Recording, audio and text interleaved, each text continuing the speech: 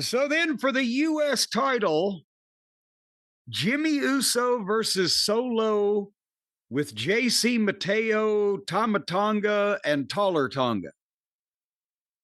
And this one they didn't show a lot of, but to be honest, I wasn't broke up about that because to me, they're too similar. They've got the same style and they also have the same drawbacks and bad habits. The punches you can see through with the open hand, the head palm shoot offs, the timing issues, neither one of them is smooth as baby oil, so to speak. They worked hard, but it's like watching the same guy work with the same guy. Do you see what I'm saying? Well, they are brothers. Well, yes, but so were Dory and Terry. And could you find two more different people? They don't have a good smooth match with each other because if either or the other one is in the ring with another guy who's a little bit smoother worker, it works out better. But together, But they got a couple of 2 counts. People like Uso. The people don't like Solo. Solo hit a rock bottom. Uso hit a couple of super kicks. Solo rolled to the floor, and then Uso dove on all 3 of them, and the audio was muted forever. Or was it just my cable system, or was that a network thing? That happened twice yesterday. It happened there, and then it happened on the AEW pay-per-view. Every time they went to like the Kevin Hart DraftKings commercial, it went mute. Well, this was just, there was no sound. I don't know what anybody could have been saying, but it was NBC, so they got different standards. So then Taller Tonga tries to come and attack Uso on the floor in front of the referee, but even though he's tried, because he didn't actually connect, the referee just stands there and looks stupid. So they've got that rule now. But Uso kicked him, and then Solo schoolboyed Uso from behind, and as he was on top of him, Taller stuck his leg in and braced him 1, 2, 3. So Taller came in and leveled Uso, and they got heat on him, and Solo spiked him.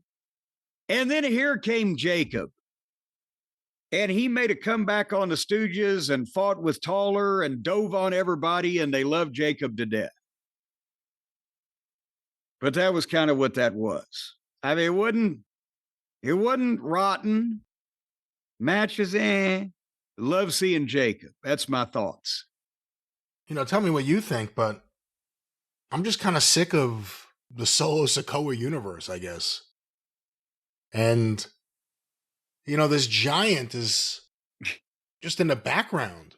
He's a small giant, isn't he? I don't know what it is. I don't know if it's the outfit or I don't know if it's just the hair. But he's a giant and he's clearly bigger than everyone else there. Yet you don't think oh my God. You don't think oh my God, that giant's going to get to Jacob Fatu. You don't have that thought. I'm telling you, remember what I told you? He doesn't have an abnormally large head. He has a small head. A giant has to have a big head. What about Kareem Abdul-Jabbar? What, was anybody fucking scared of him in a wrestling ring? Or, you can have a small head and be a basketball player. I'm trying to think of other giants as I'm running through my head. Well, and think about it, with Jabbar versus Bruce Lee, visually looked ridiculous, and you didn't have any problem thinking that Bruce Lee could probably just snap all of his goddamn tiny little arms and legs. But if he'd have had a big giant fucking head, and the shit would have been on. When did you first see Game of Death? Or the footage from Game of Death? When was it first released? Was it was 78 by that point, wasn't it? Were you seeing Bruce Lee stuff in the theaters? Yes. Of course. Didn't everybody? Enter the Dragon was a big fucking deal. Me and my cousin Larry went to see that 3 times. Well, he's a black belt. A third degree, I believe.